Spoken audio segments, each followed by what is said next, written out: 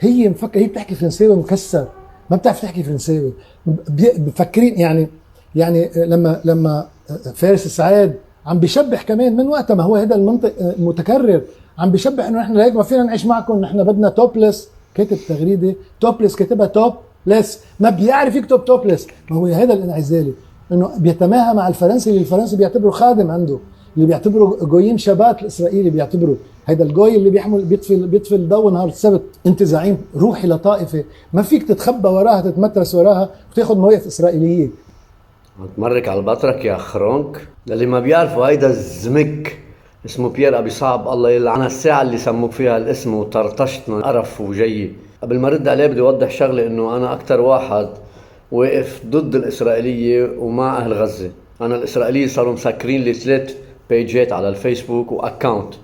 انت مش قرينك الاسرائيليه، انت بتعرف تضرت هون بس. هيدا بيير أبي صعب معين حاله ناظر على المسيحية بلبنان بموضوع التطبيع. يعني بس شوف حدا زحط له شي كلمة، عمل له شي هفوة، بيروح بيلاحقه. بمين بيطلقط بهالمواطنين المدنيين اللي معطرين المخصم بالسياسة. يعني هيك لخبركم خبرية، بالزمانات في شاب بالبترون اسمه مالك ضاو. مالك بيدرب رياضات بحرية وهو بطل بهالرياضات.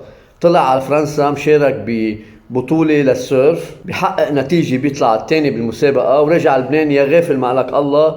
بيتفاجئ على المطار انه جايين درك صوبه، بيفكر هو انه يابا جايين يكرموه او شيء، يعني انه الدرك عم يستقبلوه. بيطلع هذا القراع الخرانك الزمك الطرطور عمل له اخبار بالنيابه العامه انه كان في اسرائيلي مشارك بالمسابقه، وتوقف مالك 24 ساعه لحقنا نبين انه هذا الزلمه ما له علاقه بالسياسه ولا شيء، رايح يشارك ببطوله سيرف. هذا هو بيير أبي صعب اللي عم يتخريان على فارس السعاد، واللي عم بمرق على مي شدية. مي شدية ما بتعرف تحكي فرنساوي ولا؟ الدكتورة مي شدية ولا خريج؟ انت اي شكل اللي صرصور؟ شو بتعرف تحكي ولا طز؟ انت بتعرف تحكي كردي؟ اللي سرميته لفارس السعاد هيدي اللي بيطلع بيعمل فيها هايكينج بتشرفك. عصاية مي شدية اعطيزك، عصايته لفارس السعاد اللي بيمسكها وهو عم يعمل هايكينج بيطيزك. انت بتعرف تكتب توبلس؟ قلت له بتعرف تلبس توبلس؟ البس توبلس ولا هيجنا، هيدي شغلتك انت.